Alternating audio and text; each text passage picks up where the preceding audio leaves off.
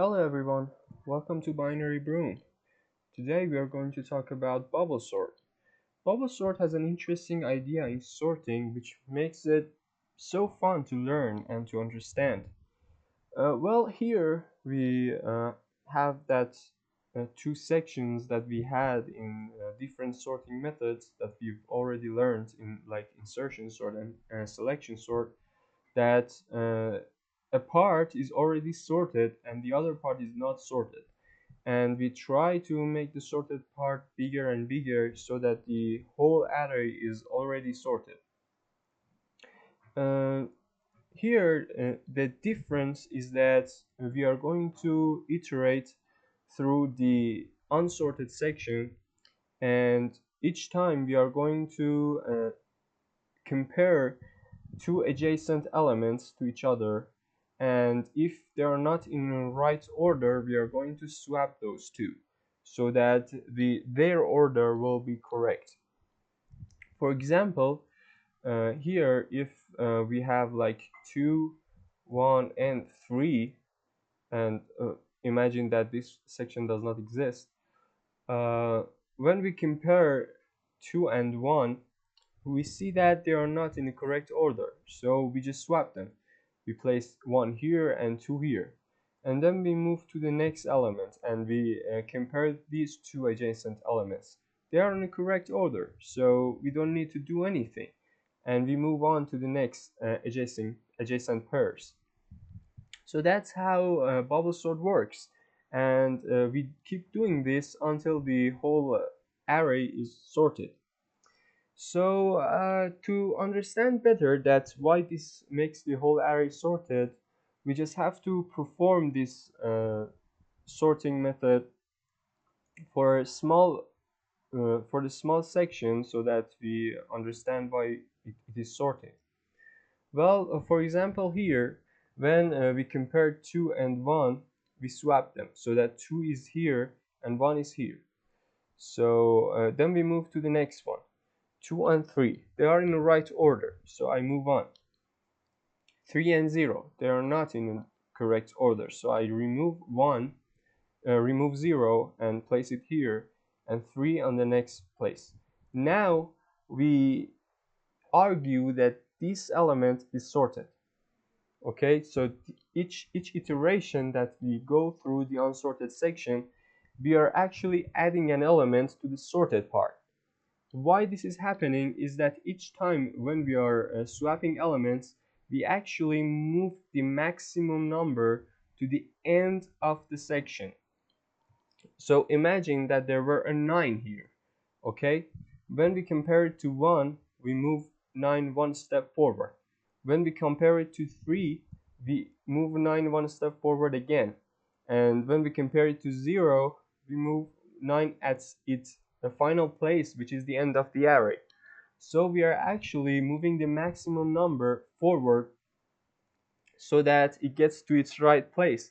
And when our unsorted section gets smaller and smaller, we are actually finding the maximum always and putting it at the end of the array and adding it to the section that is already sorted.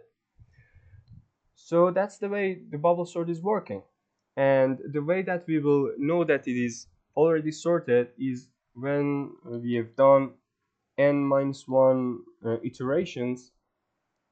This makes it already sorted because we have found n minus 1 maximums and we have placed them in the right place, which means that only the first element is not actually processed, but since the other part of the array is sorted, it means that the minimum is in the beginning and the whole array is sorted. So that's it. That's how bubble sort works. Down here is the implementation of it. I'm going to explain through that as well. Well, first we get the length of the array that we've got. Then we need a loop that actually indicates the number of iterations that we are going to do, the number of the number of times that we are going to go through our unsorted section. Then we have the second loop, which is actually doing the swapping part.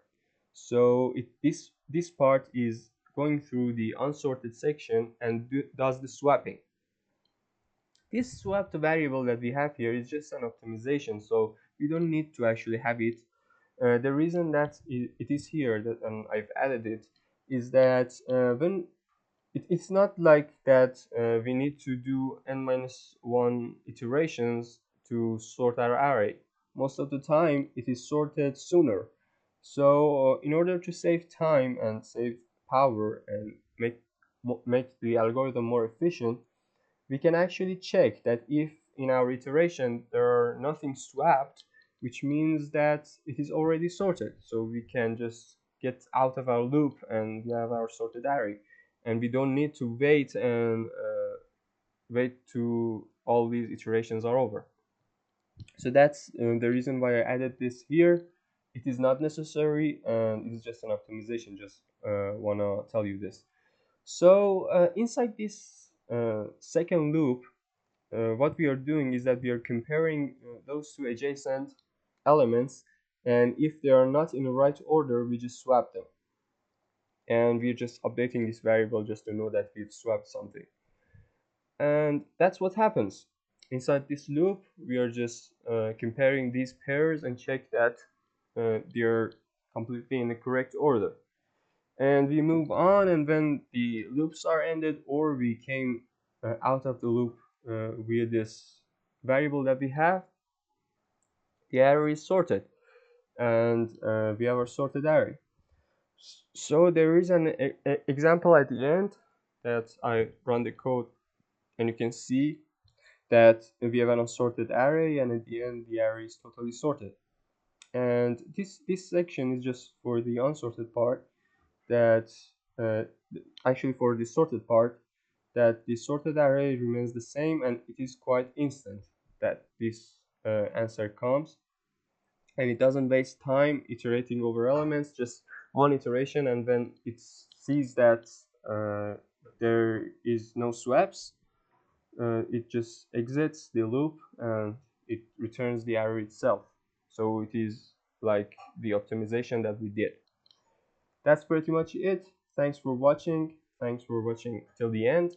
Please, if you find these informations valuable and useful, subscribe, like the video, add a comment, and give me some ideas for the next videos. Thank you for watching again, and goodbye.